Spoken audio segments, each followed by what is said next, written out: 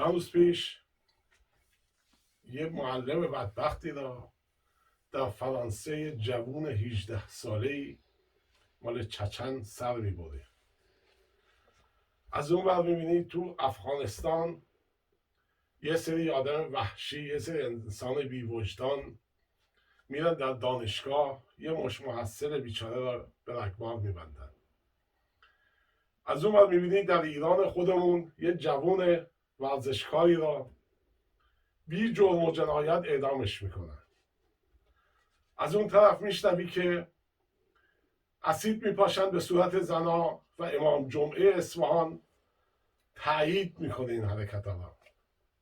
این شقاوت ها، این بیوجدانی ها، این رذالت ها از کجا میاد؟ یعنی چطور میشه یه انسانی انقدر بیوجدان باشه که اسید بپاشی تو صورت یه دختر جوونی، یه زندگی این را نابود کنی، آیندهش نابود کنی؟ اگر میخوایم ما بدونیم چرا یه انسانی به این صورت در میاد، باید بریم گذشته این شخص رو نگاه کنیم، نه این شخص، این ایدئولوژی که این شخص بشه معتقده. شما اگر برگردید به 1400 سال پیش در عربستان و زندگی محمد را بررسی کنید، میبینید که این شخص دوران کودکی سختی داشته، یتیم بوده، از اون ور عقده و کینه ای از بزرگان قریش داشته، چرا اونها در ناز و نعمتی نسبی زندگی میکردن و این چوپان و به قول معروف نوکری کارهای اینجوری انجام میداده. در این حال در سنین بسیار جوونی که عرب ها ازدواج میکردن، ایشون قادر به ازدواج نبوده. در سن 25 سالگی اونم با یه زن 40 سالگی مجبور میشه ازدواج کنه.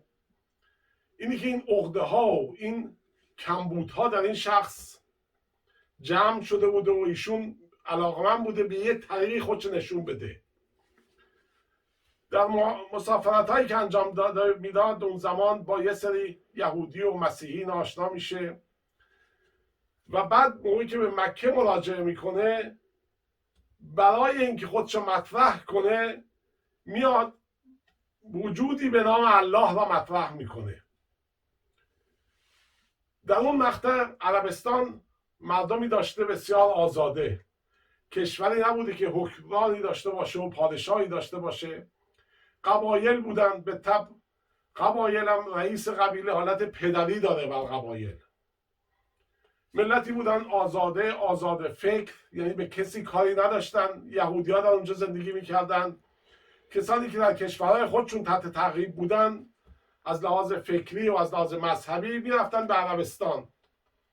در مکه اون موقع هم هر کسی یه بتی داشته و به اون پرستش میکرد و یه مرکزی هم درست کرده بودن که بتا رو میذاشتن اونجا و کسی هم ایراد نمیگرفته برای اون یکی، تو چرا این نمیپرستی و اون یکی رو نمیپرستی.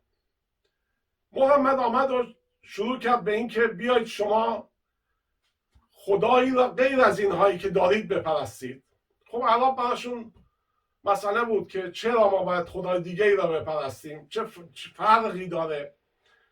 بعد ایشون دید اگه بخواد بگه خدایی که من میپرستم یه بتی داشته، خب بت اون قبیله خودشون رو بگه که میگن آقا این فرقی نداره. ایشون آمد و یک آدرسی داد، اونم در آسمان ها که اصلا نمیشه ثابت کنی هست یا نیست، و همون کاری را کرد که یهودی ها و مسیحی ها انجام میدادن و آدرس میدادن. ایشون هم آمد و آدرس اللهی را داد که در آسمان هاست و به این طریق خواست خودنمایی کنه در بین قریش. در مدت 13 سالی که ایشون در مکه بودن کسی دور و برشان چنان جمع نشد، چون حرفش حرفی نبود و به درد کسی نمیخورد. افرادی را که ایشون بعدها به نامهای ابو جهل و نمیدونم اسامی دیگه مخالفینی که داشت، افرادی نبودن که ایشون معرفی کرده، افرادی بودن برعکسی که ایشون میگه.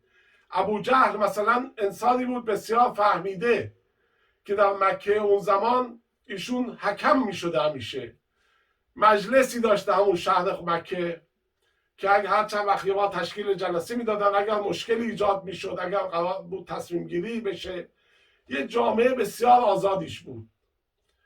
ایشون بعد از اینکه نتونست با گفتار کسی را جلب کنه، به مدینه که هجرت کرد، اونجا شروع کرد جمعیت را دور خودش جمع کردن و غارت کاروان ها. به این وسیله عرب دورش جمع شد، قدرتمند شد، حملات زیادی انجام داد، کاروان ها را زد، نفرات بیشتری دورش جمع میشد، چون عرب زندگی آنچنانی نداشتن، بیشتر کارشون به غارت و چپاول و این چیزا میگذشت، قبایل کوچیک. ایشون تا اینکه تونست بعد از چندی مکه را فتح کنه. شما فقط همین رو در نظر داشته باشید که فتح مکه با کلام نبود، با شمشیر بود. یعنی ایشون به زور وارد مکه شد، اعلام کرد که آقا بت‌های دیگر رو نمیپرستید، آنچه که من میگم میپرستید، و برای اینکه بزرگان مکه را بشکنه نماز را برشون واجب کرد. این نماز نوعی شکستن بزرگان بود. چرا؟ روزی 17 بار اینا میبایست خودشون رو بندازن رو زمین و سجده کنن اللهی را که مورد نظر ایشون بود، خدای ایشون بود. از اون طرفم ایشون میبایست، افراد میبایست روزانه چندین بار شهادت دروغ بدن. یعنی چی؟ یعنی ما میبایست بگیم آقا ما شهادت میدیم، یعنی من عربستانی اون موقع، من که از مکه اون زمان بودم، میبایست هر روز در نماز اشهد ان لا اله الا الله و اشهد ان محمد رسول الله، یعنی من شهادت میدم خدایی نیست جز الله. اینم تاکید میکرد که یارو ببین من یخت گرفته، جرأتم نمیکنی حرفی بزنی، باید اون چیزی رو که من میگم بپرستی و اون چیز شهادتم میدی شما هر روز که محمد فرستاده خداست. خب این چه فرقی داشت تعالیمی که آقای محمد آورد با از طریق اسلام با اون تعالیمی که عرب اون زمان داشت؟ یعنی چه چیز پیشرفته‌ای در تعالیم ایشون بود؟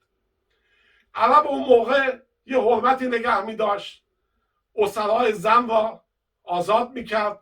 ایشون در جنگ بدر فرمودند که اسرای زن هر چندم که شوهر داشته باشند و ازدواج کردن مال شماست. در عرب پسرخوانده را زنش نمیشد ازدواج کنی، ایشون قوانین آورد که میشه ازدواج کنی. در یه ماهای جنگ نمیشد کرد، در اون زمان عرب اون زمان ماهایی را جنگ انجام نمیداد. ایشون آورد که آقا هر ماهی که دلتون خواست میتونید بجنگید. جنگ را مقدس کرد، کشتن را مقدس کرد. ایشون آمد یهودی های منطقه را که سالها اونجا زندگی میکردن از بین برد.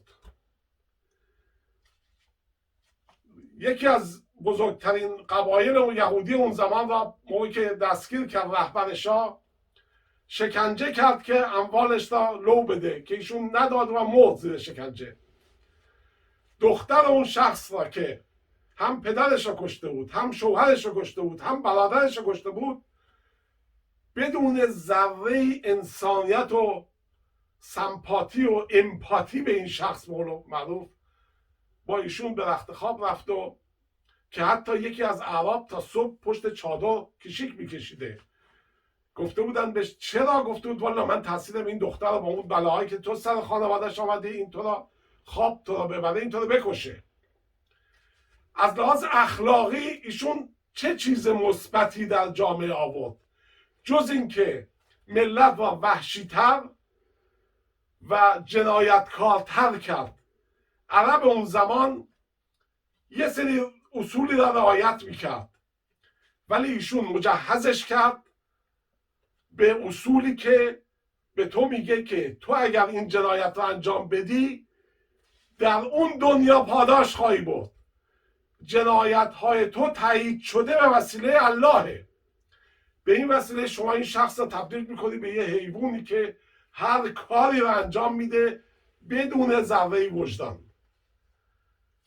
شما مثلا من در سیستم خود همین فعلی ایران میبینم زمانی که ساواک یک کسی در اون زمان شاه دستگیر میکرد، خود ساواکی میدونست که کارش جنایت، کارش اشتباه، شکنجه کردن، زدن یک نفر، ولی رژیم آخوندی موقعی که یه نفر شکنجه میکنن لذت میبره طرف از این کار، میاد وضو میگیره و میاد شکنجه میکنه. چرا؟ چون کارش را در راه خدا میدونه.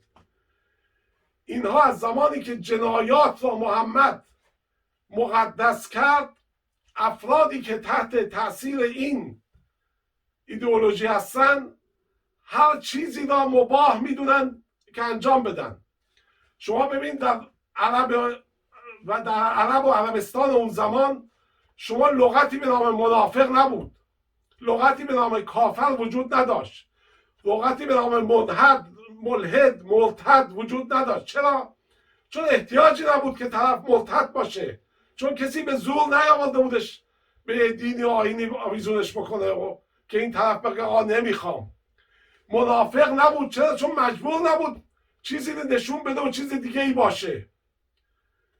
اینها همه از اسلام بود. مردم را تیکه تیکه و جدا جدا کرد.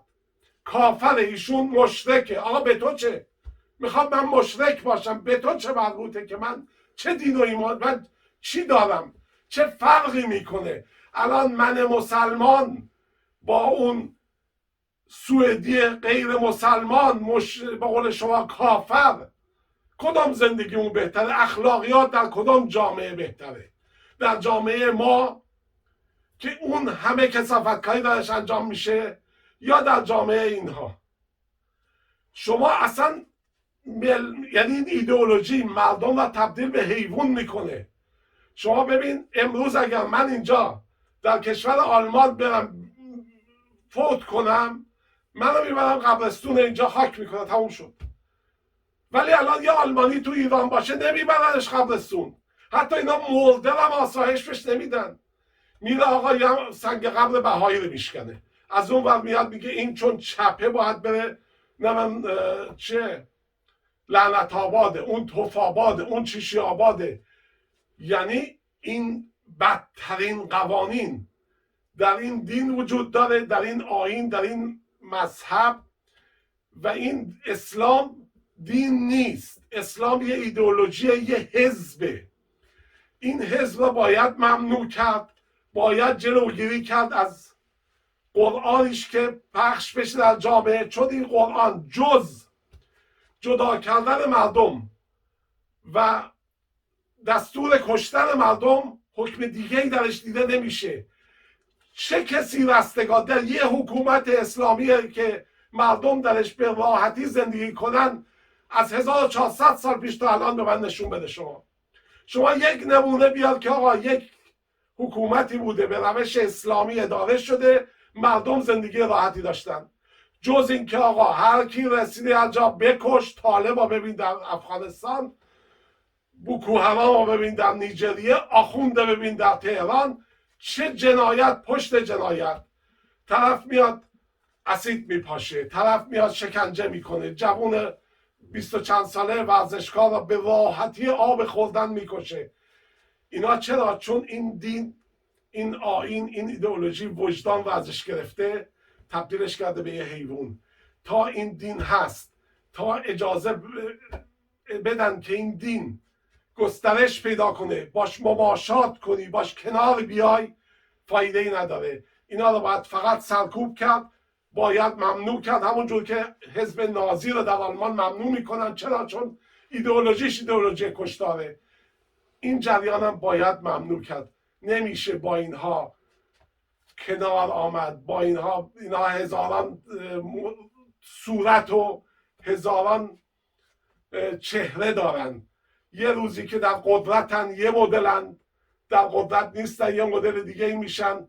کل این ایدئولوژی رو باید باش برخورد کرد، کتابشون رو باید باز کرد، دونه دونه خوند، به مردم گفت آقا اینه. اگر این را شما میپسندید که بیاید مردم را تیکه تیکه کنید، مردم را بکشید به خاطر ایدئولوژیشون، که بس شما دیگه انسان نیستی. اگرم نه باید این دین و این آیین را ممنوع کرد و از جامعه حذف کرد. نباید دستورات این دین را بذاریم بر جامعه حکم فرما باشه، وگرنه اون به سر ما میاد که تو ایران الان آمده به سر مردم بدبخت ما. و السلام. AvaGebu.com